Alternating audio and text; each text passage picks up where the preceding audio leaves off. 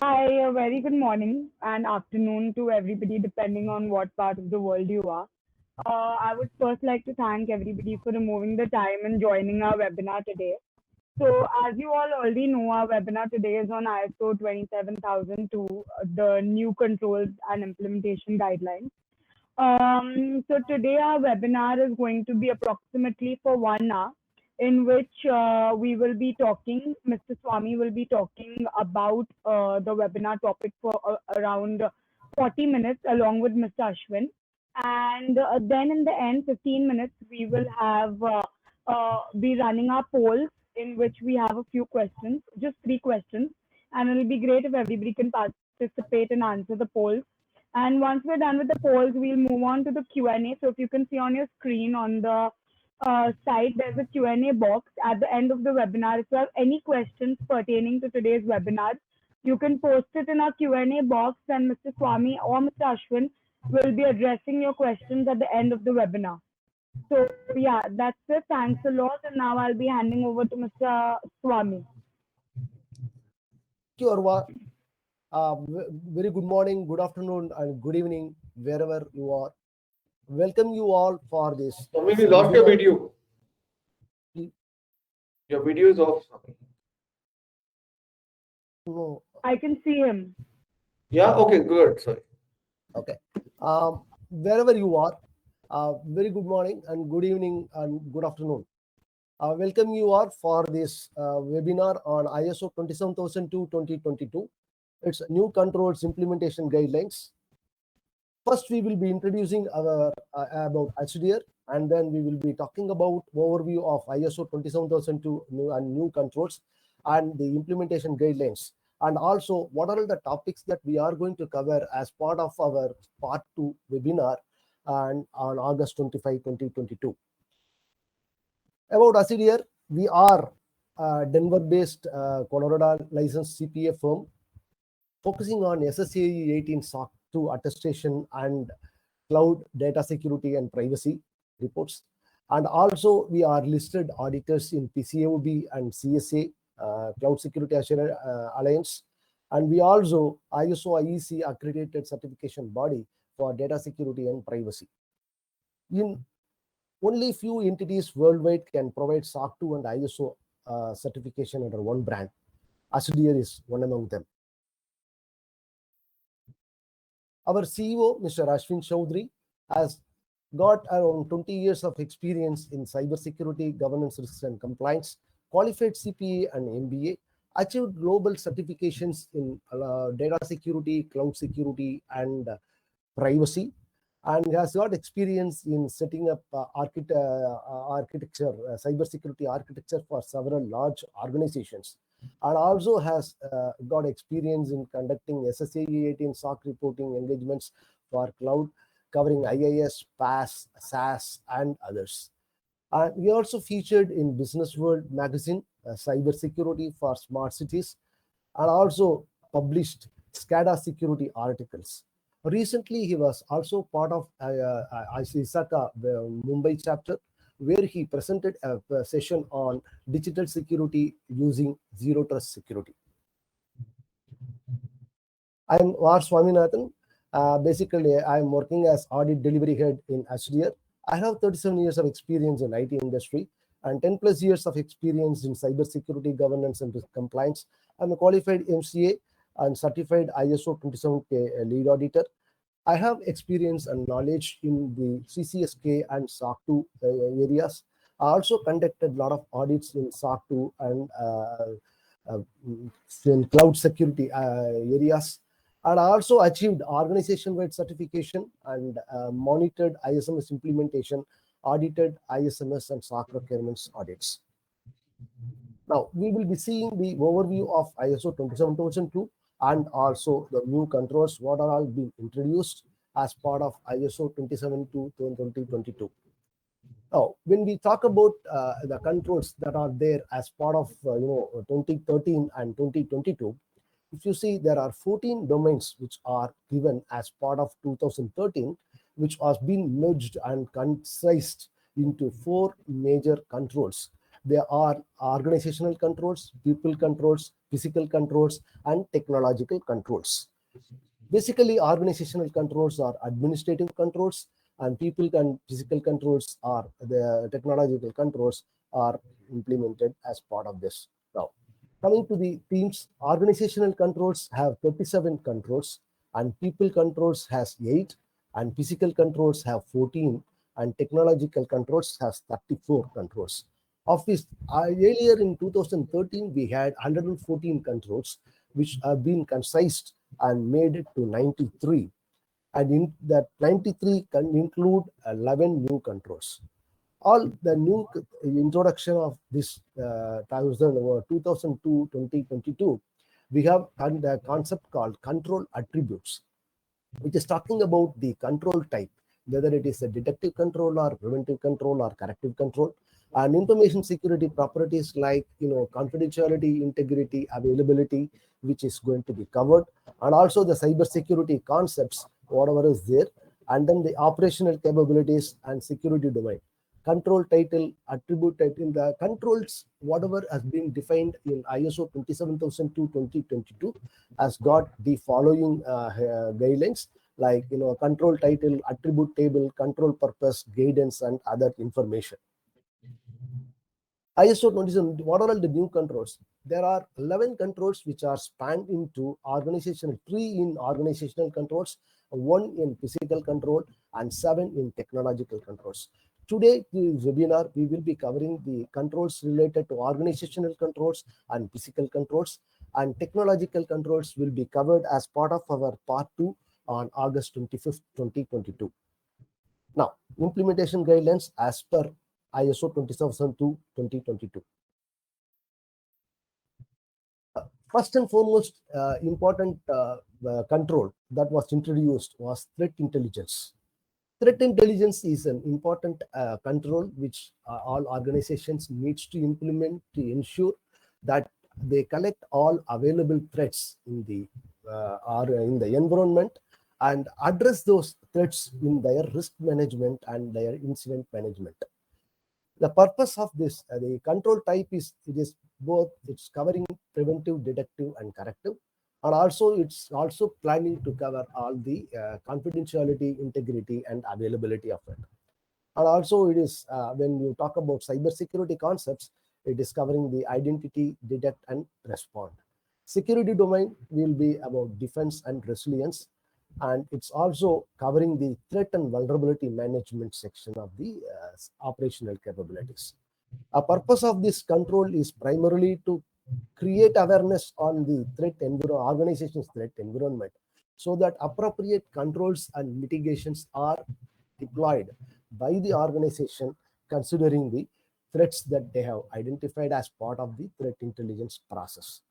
Now, the threat intelligence as a life cycle. If you look at it, threat intelligence, if you do it only once, it may not be sufficient. We need to continuously monitor, and we have to continuously collect threat information from various sources, both internally and externally from the organization. And also, we need to collect from OEMs, third parties, and government agencies also. And also, we will be covering, and also those things covering whatever informations that we cover or we collect, that will be analyzed, and we have to process them, and processing them is nothing but giving a meaningful information to the person who are going to implement controls in the organization, and also communicate the same to the relevant stakeholders who are going to implement the information collected as part of the threat intelligence to implement their risk management process and also the incident management process. Now, coming back to the level of layer of threat intelligence we have, there are 3 layers in available. They are strategic and tactical and operational. Operational level, we will be talking about the individual attack and the method of how to talk about how to address them, how to mitigate them, and things like that. And at tactical level, we will be consolidating and the tools that we need to implement and things like that. at the organization level, at the strategical level, we will be exchanging the high-level information about changing threats in landscape. See, threat intelligence information is one of the important aspects in information control, information security management implementation, because of the fact that the information that you collect in threat intelligence is going to be, going to decide the effectiveness of the implementation of the assessment and decision on information security events control and protection against malware and mandatory monitoring activities and web filtering activities. Now, as I said, that threat intelligence information is used in both risk management and incident management perspective. Mr. Ashwin, would you like to add any points on this?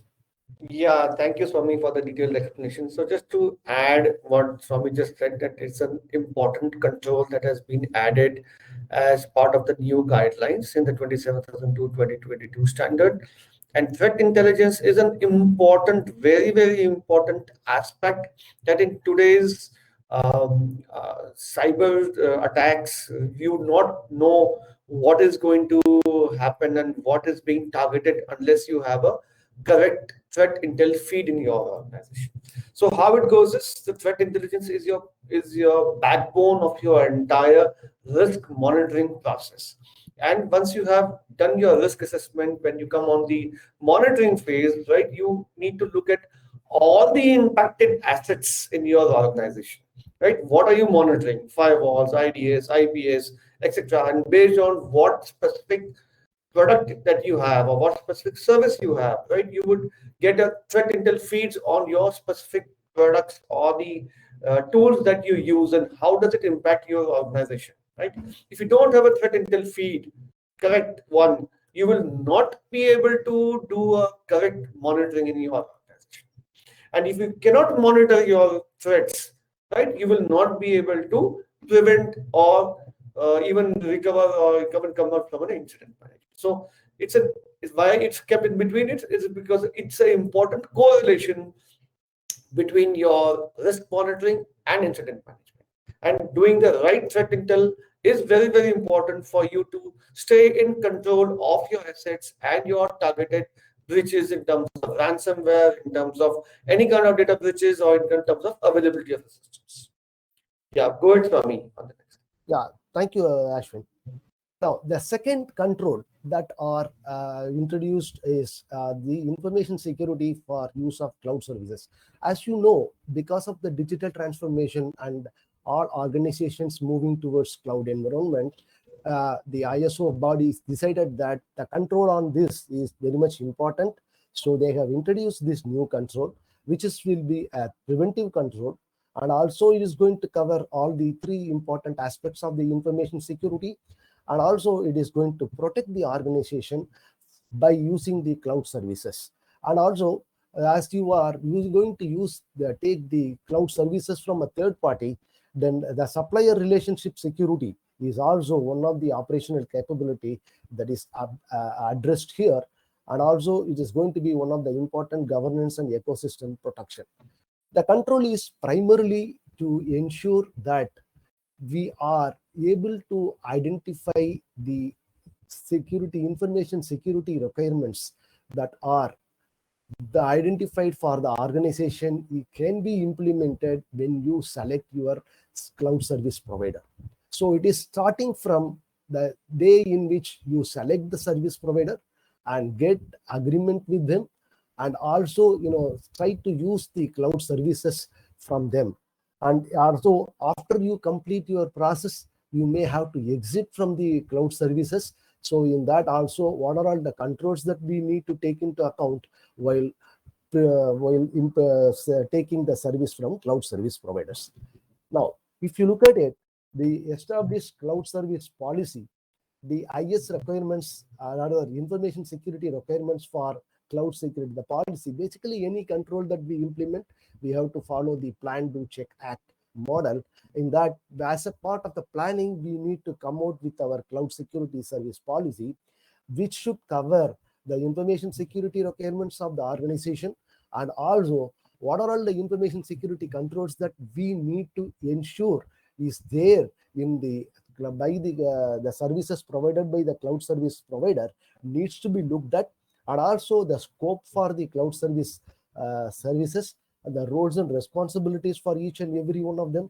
And also, as you know, that in cloud services, we have a concept of shared responsibility model, where the cloud service provider is responsible only for of the cloud, and whatever controls or responsibility that you have to take care of in the cloud is the responsibility of the cloud service consumer.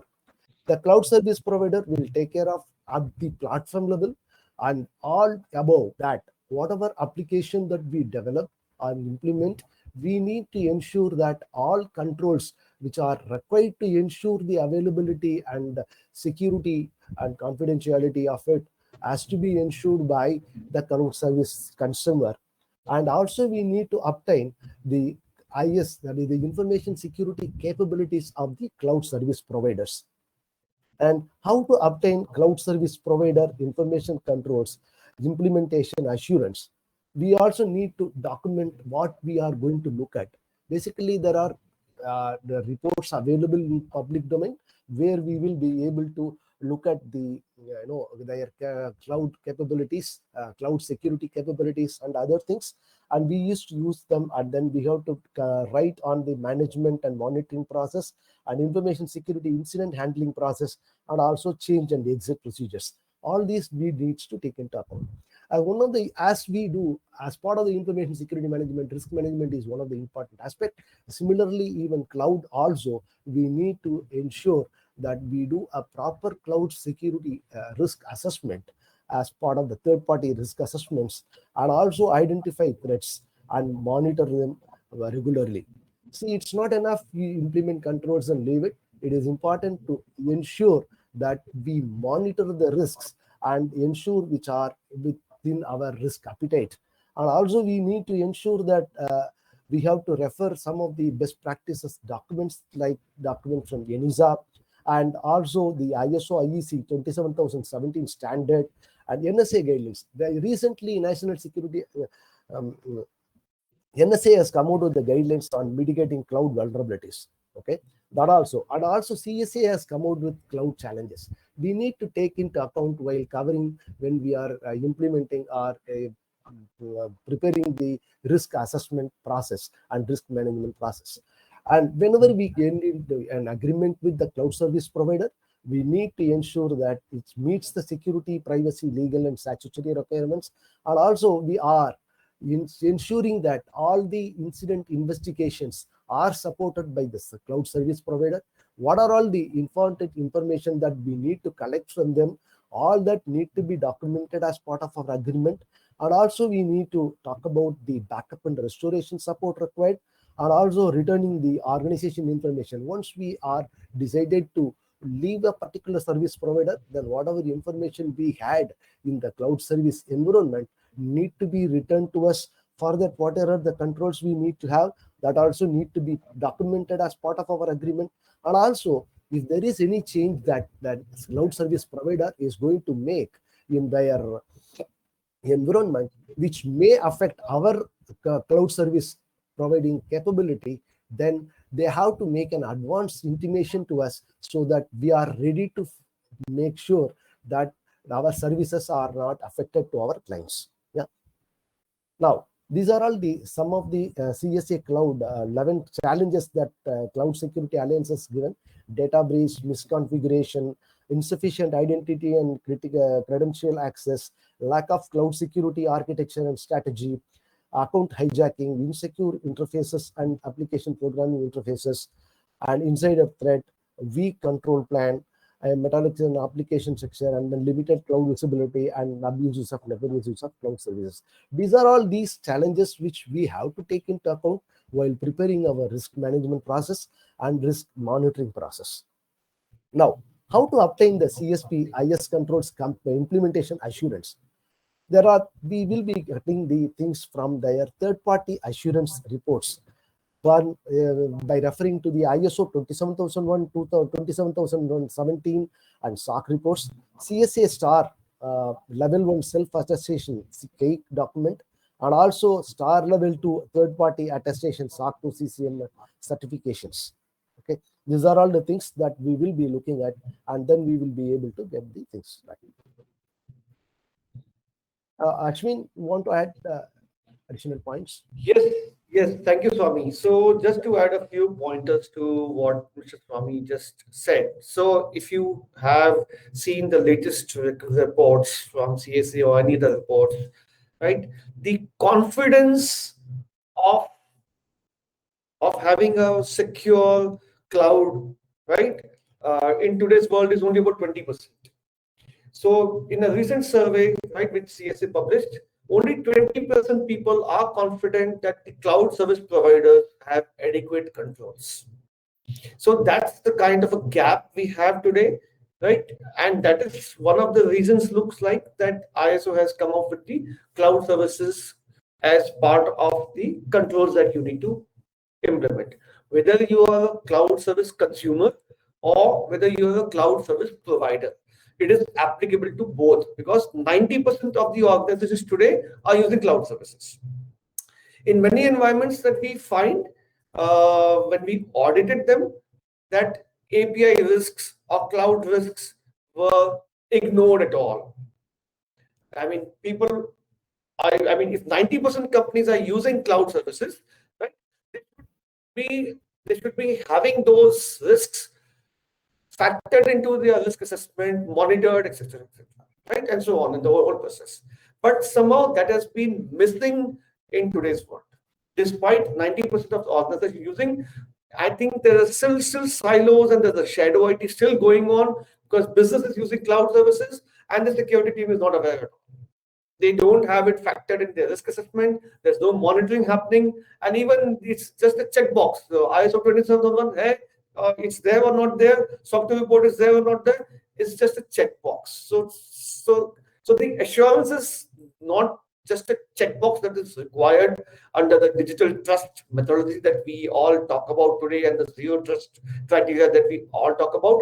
If we want to really adapt these technologies and these thought processes, right, we need to get to the level of doing it accurately to the bare lowest factor in the entire process.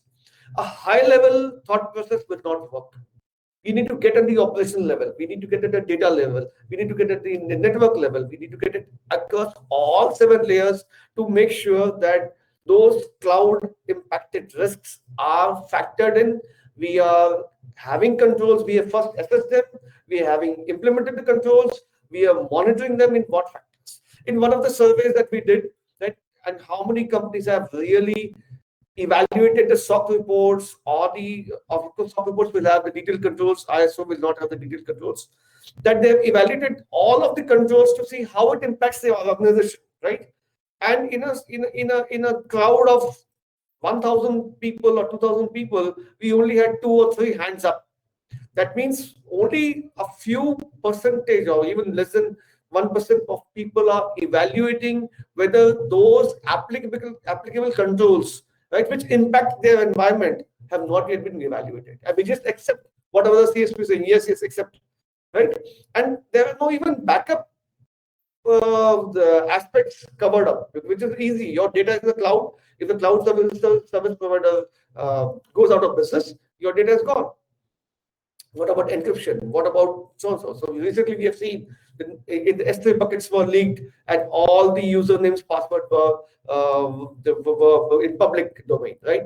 And every day you hear the news, every day we see this in the report, and because the application providers or the SaaS companies are moving applications to the cloud because of the business requirement to move it fast without putting any security controls.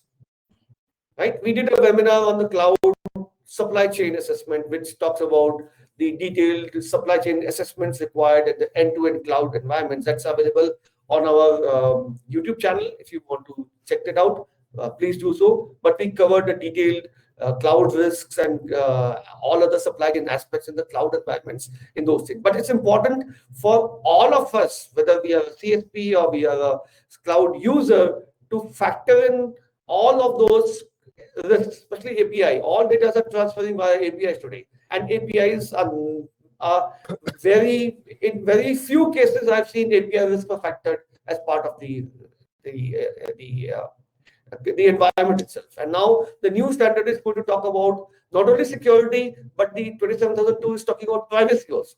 And if you're looking at privacy, you need to know where your data is going, where your data is. Otherwise, how would you even have some privacy controls? So that's what was on the cloud that I wanted to talk about. And so, please go ahead on the next. Yeah, thank you, Ashwin. Now, the next new control is the informed ICT readiness for business continuity. Basically, this is also a corrective control, and it's going to concentrate on the availability perspective of the information security.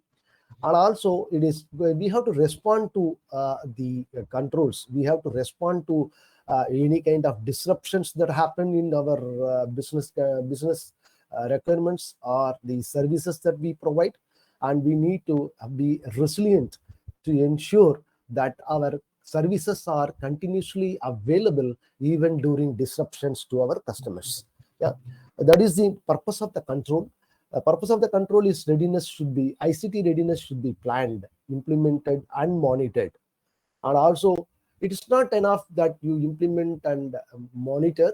We have to test it periodically. Without having a BCP test plan without testing is not going to help us anywhere.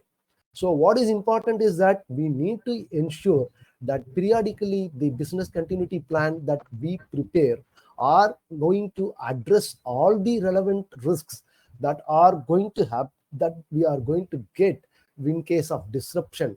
And how are we going to meet that? By way of implementing business impact analysis report, which will cover the RTO and RPO for all the requirements. Yeah. Now, coming back to the this readiness for BCP, what we need to do is that it is going to be taken into account for business continuity management and information security management, and also whatever organization objectives that we have, it should be aligned with the information security management objectives, and the business continuity management objectives should be aligned with the organizational objectives. And also, we need to ensure that the BAA is done properly. And also, we have to ensure that RTO, RPO are identified for the critical services. And based on the BAA and RCA, BAA and risk assessment for ICT services, we need to identify and understand and identify and put proper ICT continuity strategies in place. Based on the strategies, plan should be developed and implemented and tested. For understanding how to conduct business continuity, you can have this in ISO standard 27031 and business continuity management systems. On that also we can have it in 22301 and also 22313. BAA can be found in ISO TS 22317 document. If you refer, you will be able to get to know how to implement BAA, how to identify ITO and RPO, how to come out with our risk management controls and other aspects of it from the business continuity perspective. Now, if you look at it in 2013, there were 3 controls which were planning was separate, implementation was separate, and verify and review was separate controls, which were merged and then moved to information security during disruption.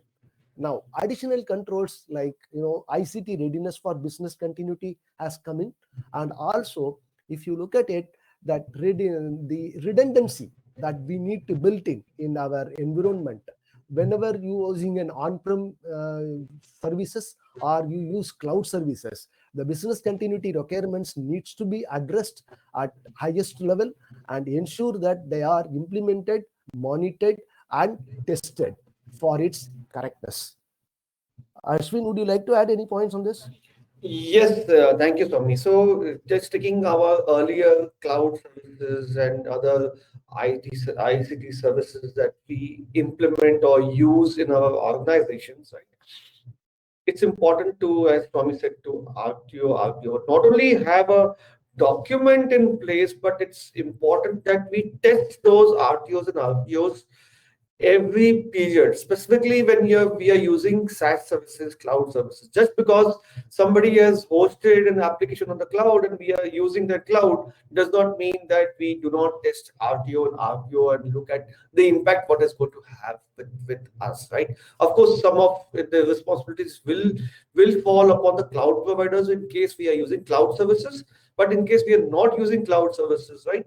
And many times we see that only few aspects of business continuity are impacted, like users, laptops, network, etc. The applications per se, the data itself, the copies of the data, backups, the entire end-to-end processes are not covered. So it's important that we factor in all the aspects right from the lowest level, from the data layer, right up to the network layer, to make sure that business continuity is available. And we test those plans, we have test reports to factor every aspect of it, because business continuity is linked to incident management ultimately, right? If the availability falls, right, what is the trigger that it should trigger an incident, right? If one application is down and the second load does not take up within half an hour's time or 1 hour's time, the load balancer fails. Is it an incident or it is what? So you have to definitely align the business continuity plans with your incident management plans also, to define when the incident takes over the business continuity also, right? But having said that, right, the first is important that we define everything in a right perspective in your processes, and we test all of them periodically whether they are they are effective or not effective, and then align them to the business to the incident management also. That's all I want to say. So please go ahead. Thank you, Ashwin. Yeah, the next and last control in today's presentation is on physical security monitoring. If your physical security monitoring is not in place, then all your securities that you have in other places are not going to be effective. So in that context, what in ISO 27002-2022, what they felt is that in the earlier 2013, there is no control on physical security monitoring.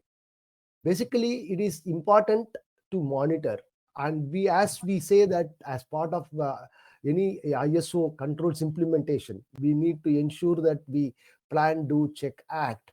But the checking part was not done as part of the previous. The check part of it is monitoring was not effectively told in 2013. Now that in 2022 they have made that as an important control, and this going to be the preventive and detective control, and it is going to cover the confidentiality, integrity, and availability of it, and cybersecurity concepts of protect and detect, and it is again the operational capability of physical security and protection and defense. See, the purpose of giving all these control types and control this thing is that any control that we want to implement based on what is our information security requirements, we can able to decide whether we want to implement preventive control, or we want to implement detective control, we want to implement corrective control. That can be decided based on our information security management system implementation requirements. Now, the control is that premises should be continuously monitored for unauthorized physical access, and the purpose is to detect and deter unauthorized physical access. Now, coming back to the points that we need to say, how we will be able to monitor. Whatever monitoring mechanism that we do, it should be in line with the local laws and regulations. If in any country or anywhere, if the law says that you cannot monitor a particular area through CCTV and video, then it will be, we cannot be afford to implement that controls. Then there has to be an alternate controls that we need to implement. Okay, so but it's not that everything should be implemented through tools. A standard expects that a control need to be implemented. It can be implemented through tools, or it can be implemented manually also. Like manual controls also can be implemented. Now, Data protection and PII protection legislation also need to be taken into account while storing the data, and the data retention policies also to be taken into account while how much days the data needs to be retained and things like that. And all those records also need to be retained as per the legal requirements. When we are talking about the various surveillance systems, that we have security guards we can put in a place, and also we can put intruder alarm systems and video monitoring systems through CCTV. And continuous monitoring methodologies are through CCTV and contact detectors and motion detectors.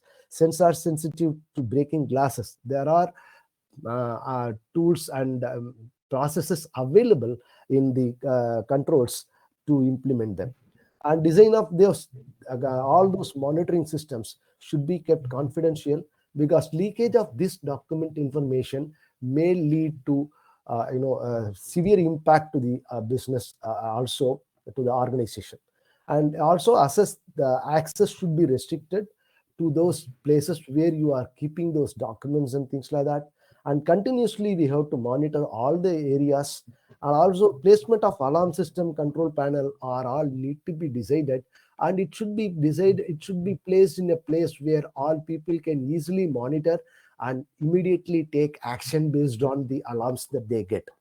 So these are all the important aspects that we have to cover, we have to consider while implementing physical security monitoring controls. As we said that earlier in 2030, monitoring piece was missing. Now the physical security monitoring is included in the ISO 27002-2022. And that's it from our side. And in part two, what we are going to cover on August 25, 2022, a glimpse of it, that we are going to cover on 8.9 configuration management, information deletion, data masking, data leakage prevention, DLP, monitoring activities, web filtering, and secure coding. As we have been talking about that application, whenever we use cloud services, we need to take care of the application security and other things, the secure coding, and also which site people can visit, which they cannot cannot visit. All that are going to be taken into account as part of the filtering. All these things we will be discussing it in detail in the subsequent seminar on August 25th. Okay. Now, as a disclaimer from ISDR, that whatever informations that we have discussed today are all general guidelines and general best practices that an organization can implement as part of their information security management requirements. This is not specific to any specific organization or any specific environment per se. Okay, so ISDR shall not be responsible for any loss sustained by any person who relies on this video publication. As used in this video, ISDR means ISDR Incorporation. Okay, and these are also a licensed CPA firm listed in PCOB and Cloud Security Alliance. With this, I hand over to Arva. Thank you all. Please feel free to put your questions in the question answer box. Yes. Thank you. Thank you, Mr. Swami. Thank you, Mr. Ashwin. Now I would like to request everybody to please participate in the polls. So if you can see in your poll section, there are 3 polls, which you just have to quickly answer. And also simultaneously, what you guys can do is that in the Q&A section, you can start posting your questions. And once we're done with the polls, we'll move on and start answering the questions. So yeah, there are 3 questions. Please just quickly finish the poll.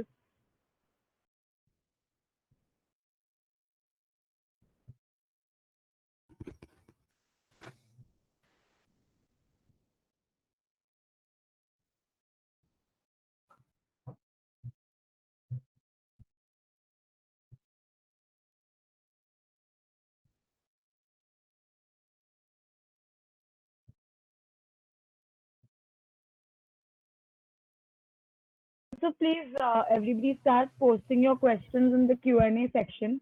If you have anything you want to ask about today's webinar, please feel free to post your questions and our speakers will answer your questions.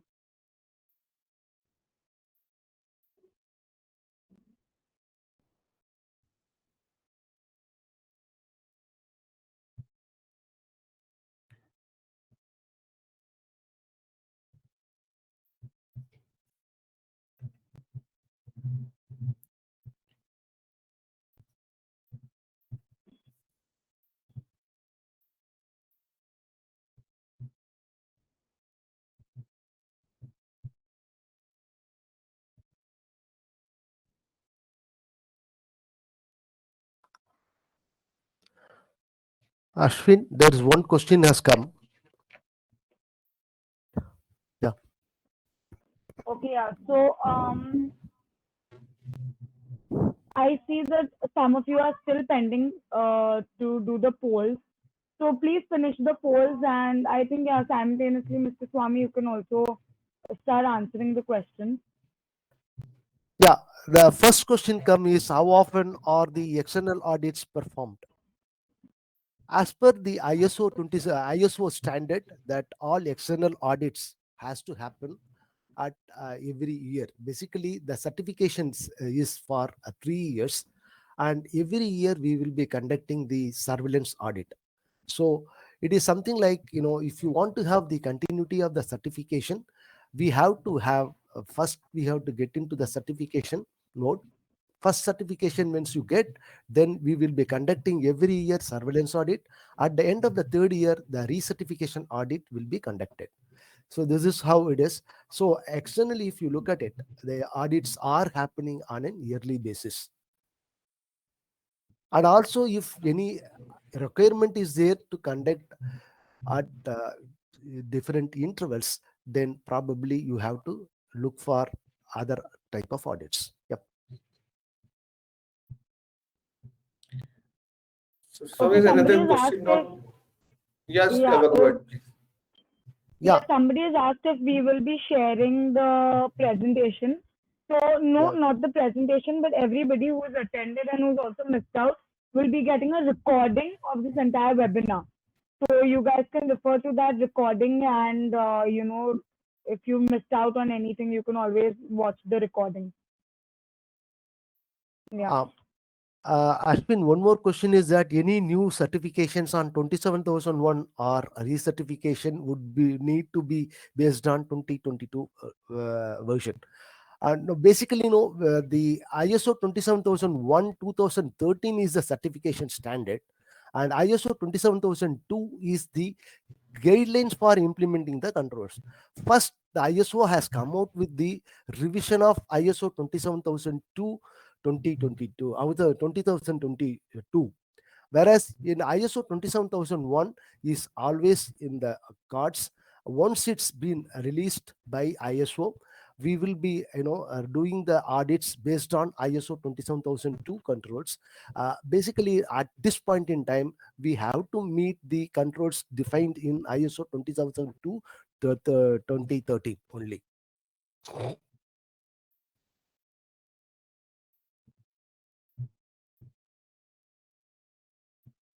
Swami, there are two more questions for you. Yeah.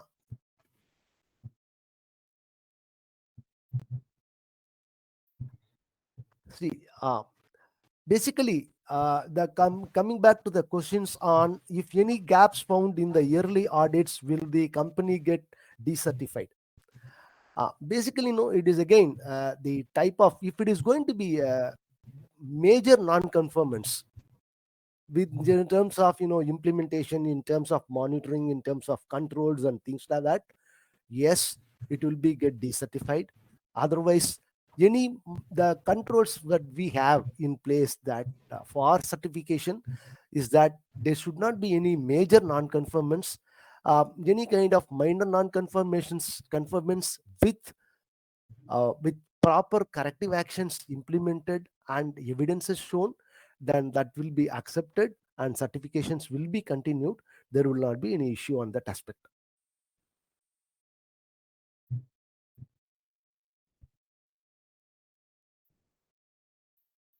Yeah, we have one more question that if any gaps are found in the yearly audit, will the company get decertified? This is what I answered now, right? I've already answered that question. Okay, so then the next one is it possible to change the third party vendor after the repeat audit? What do you mean by third party vendor? On what context they are asking, I'm not able to understand. So could you please be uh, give some example or something like that so we can able to understand and provide the correct answer? What are all the important elements in risk assessment according to ISO 27001 certification? Risk assessment should be based on your confidentiality. Basically, it should be on all information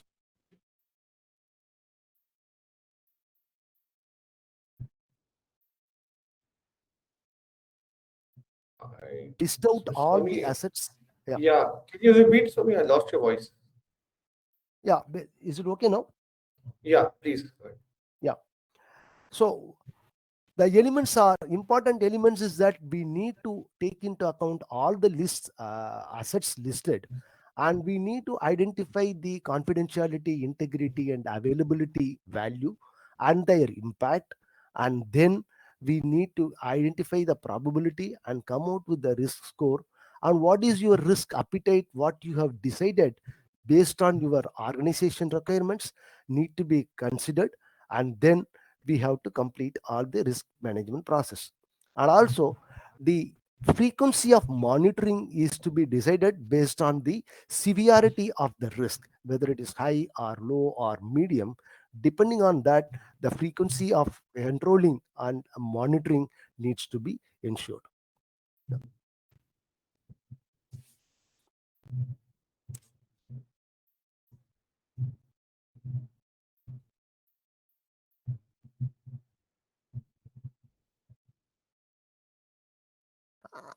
Ideally, if you look at it, once the new changes are published as part of ISO 27001 2022, how quickly do we need have to transition from 2013 standards? Generally, they give some time frame for that. It's generally from your certification audit to the next certification audit. You will be having the time.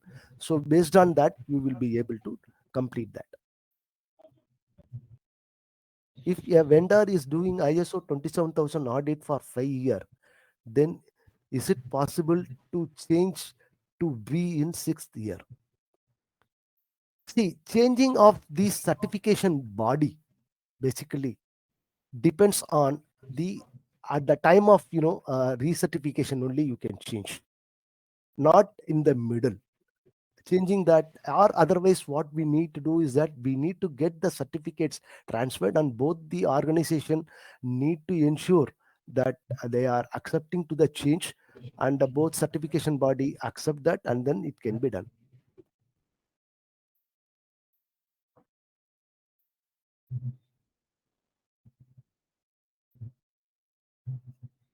As part of the document, whether the certification body check the changes in the documentation, it is basically on the policies and procedures. Yes, there will be we will be looking at the policies and procedures for review changes that has happened as part of your revision history, and we will be asking. And also the revision history should contain what changes has been made in the document also.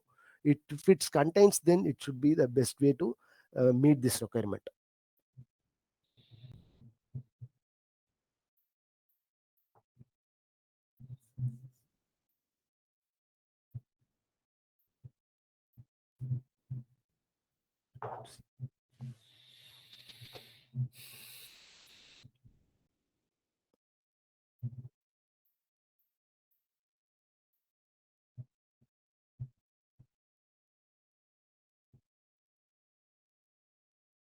I think most of the other questions are answered as part of our thing itself. Anything else that we have to look at? We have to wait for any questions. Um, Okay, guys, if you have anything which is not covered in the webinar, you can ask in the Q&A. And also, please just ensure that you finish the poll.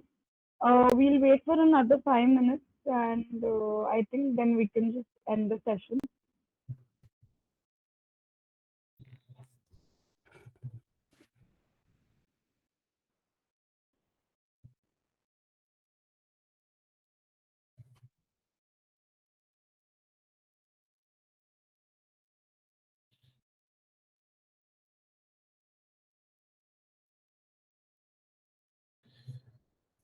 So I think we can close the session since there are no more yeah, questions, right? And let we Okay, give fine. back 10 minutes to back to everybody.